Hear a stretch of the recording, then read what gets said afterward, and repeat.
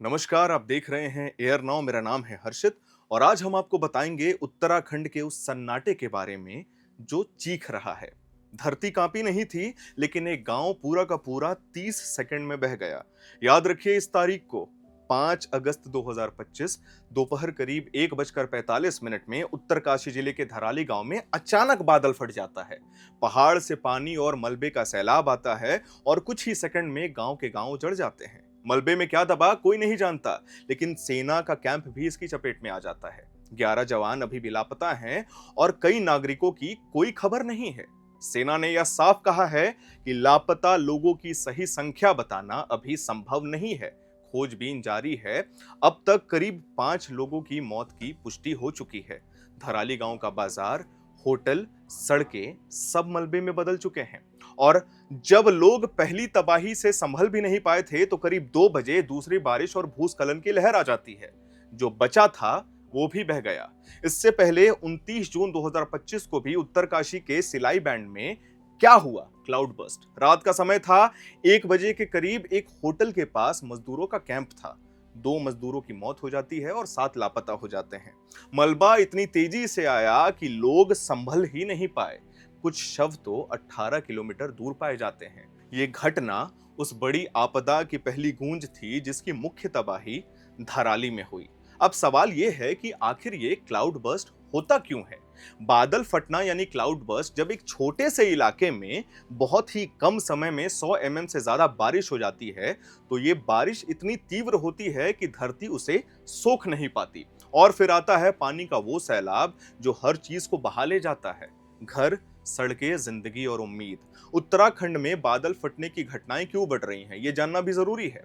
मौसम वैज्ञानिकों के अनुसार इसके 3 बड़े कारण हैं। पहला, टिहरी डैम और विशाल झील में वाष्पीकरण। टिहरी झील से हर दिन भारी मात्रा में वाष्प हवा में जाता है, जिससे बादल जल्दी बनते हैं और भारी हो जाते हैं।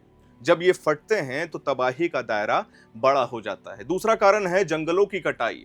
वनों की कमी से मिट्टी की पकड़ खत्म हो गई है और जब बारिश होती है तो पानी सीधा बहता है और मिट्टी के साथ घर, पुल और सड़कें भी।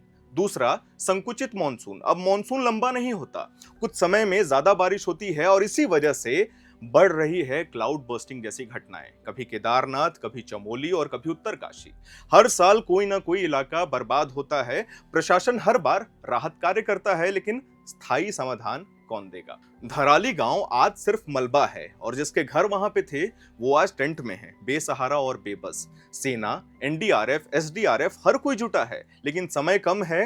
भारतीय वायुसेना के चिनूक और चीता हेलीकॉप्टर लगातार उड़ान भर रहे हैं, लेकिन इलाके में तेज बारिश के चलते उनको दिक्कत हो रही है।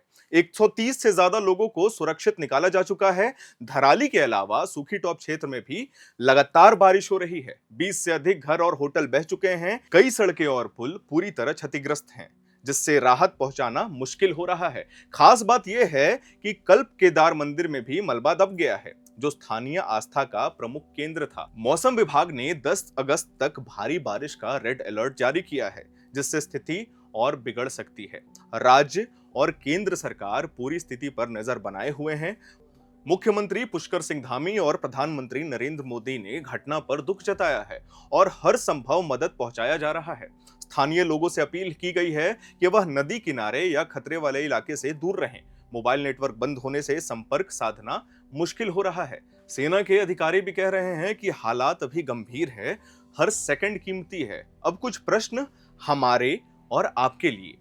क्या हर साल सैलाब के बाद वही रटी रटाई स्क्रिप्ट चलेगी? दूसरा, क्या हम सच में पहाड़ों को समझते हैं या बस पर्यटन के लिए इस्तेमाल करते हैं? तीसरा, क्या उत्तराखंड सिर्फ एक राज्य है या फिर वो जमीन है जो अब थक चुकी है? आप देख रहे थे एयर नाउ।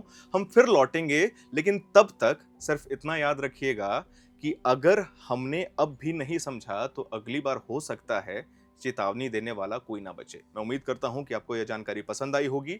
जैसे जैसे अपडेट आता जाएगा हम आपको अपने चैनल पे देते जाएंगे। मेरा नाम है हर्षित और आप देख रहे हैं एयर नाउ।